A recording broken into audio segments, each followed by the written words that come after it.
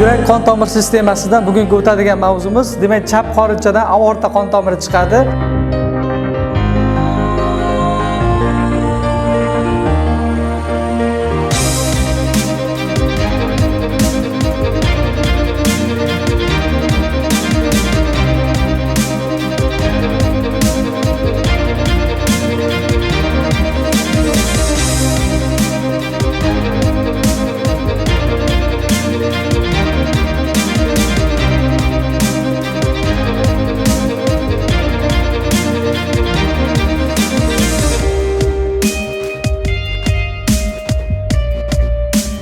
Men Azamova Muhinur, Turon universiteti tibbiyot fakulteti davolash yo'nalishida o'qiyman.